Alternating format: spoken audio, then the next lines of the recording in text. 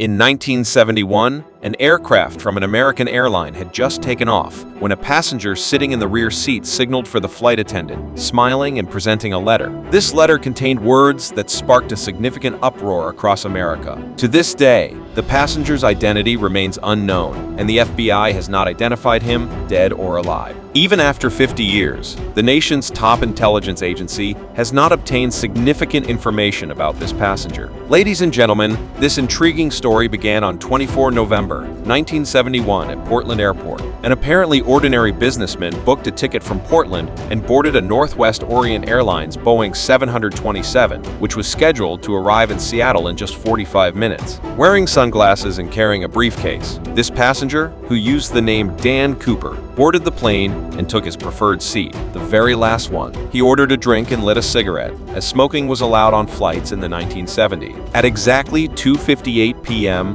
the flight departed. Immediately after takeoff, Dan Cooper turned around, smiled, and handed an envelope to the flight attendant sitting behind him. The air hostess, whose name was Florence Schaffner, was startled when she opened the note hidden within the envelope. It read, "MISS, I have a bomb here, and I would like you to sit by me, Florence, moved to sit beside Dan Cooper." At this point, he opened his briefcase, which disclosed 8 sticks of dynamite and a detonator. In essence, the aircraft was now under the control of a hijacker. Dan Cooper had issued 3 requirements: $200,000 in hard cash, 2 sets of parachutes, and a refueling aircraft readied at the Seattle airport before 5 p.m. Cooper indirectly issued a final warning to Florence, stating that any mistakes would result in the detonation of the bomb. In addition to Dan Cooper, there were 35 unsuspecting passengers on board, oblivious to the situation developing at the back of the airplane. Florence Schaffner communicated Dan Cooper's demands to the captain, detailing the entire circumstance. Another flight attendant, Tina Mucklow, sided with Dan Cooper, serving as an intermediary between him and the captain. It's worth noting that this marked the first airplane hijacking in American history carried out for ransom. Thus, local authorities and the FBI chose to comply with the hijackers' demands. Authorities knew that Dan Cooper could not hide from them for an extended period. The flight, which was expected to land in Seattle in just 45 minutes, spent the next 1.5 hours circling the airport. The remaining 35 passengers,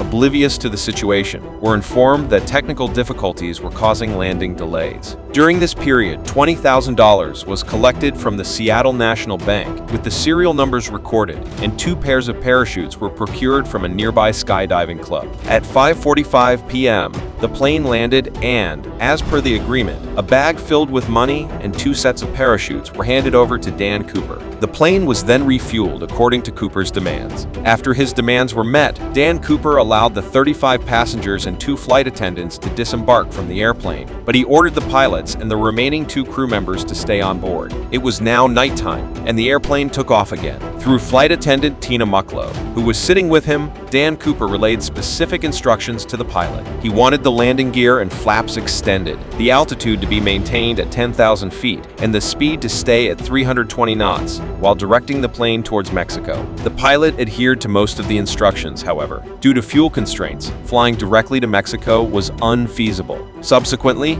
the pilot provided Dan Cooper with 2 refueling options, Reno or Phoenix. Dan Cooper consented to refuel in Reno. Concurrently, authorities were also implementing action. 2 fighter jets were deployed behind the plane, but they encountered difficulty maintaining the necessary slow speed. Thus, they started to orbit the plane. In the obscurity of the night, the plane was directed towards Reno. Dan Cooper relayed a message to the pilots through flight attendant Tina Mucklow. Upon returning, she observed Cooper attaching something around his waist. Subsequently, the plane's stairs were opened and Cooper leapt from the aircraft. The subsequent events have been a topic of discussion for the last 50 years. 3 hours after Cooper's jump, the plane landed in Reno, but despite thorough searching, he was nowhere to be found. The case remains an open investigation by the Federal Bureau of Investigation. The FBI initiated their inquiry by creating a sketch based on descriptions from passengers and crew members, as no photographs of Cooper were available. To seek out Cooper, the FBI first needed to identify his landing site, a task which proved not to be challenging. The investigation led the FBI to delineate a search area as they attempted to pinpoint Cooper's exact landing spot. A land search team meticulously combed the area but found nothing. The extreme cold led everyone to believe that Dan Cooper may have died. However,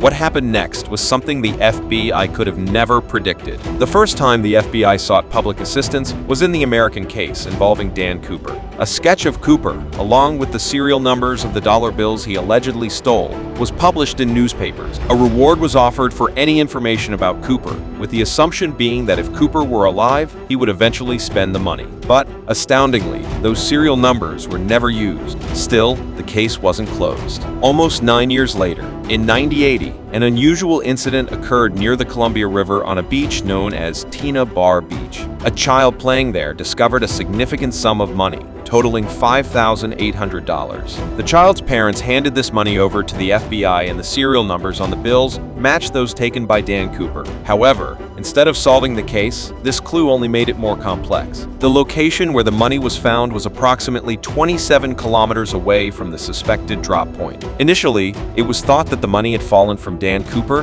into the Lewis River and flowed to the Columbia River. Later, though, it was determined that the Columbia River flowed in the opposite direction, making it impossible for the money to have arrived there from the Lewis River. It was then hypothesized that Dan Cooper, or an accomplice, had intentionally misled the FBI by burying the money at Tina Bar Beach. The FBI conducted extensive investigations, but no substantial leads were found. Some theories suggest that Cooper is a highly trained military commando, due to the fact that the parachute he took with him was military grade and required more skill to operate than the one left on the plane. The only evidence the FBI possessed was a sketch of Dan Cooper, a ticket bearing his own handwriting, and a tie with a clip on the left side, suggesting that Dan Cooper was left-handed. This case has baffled the FBI for the past 50 years.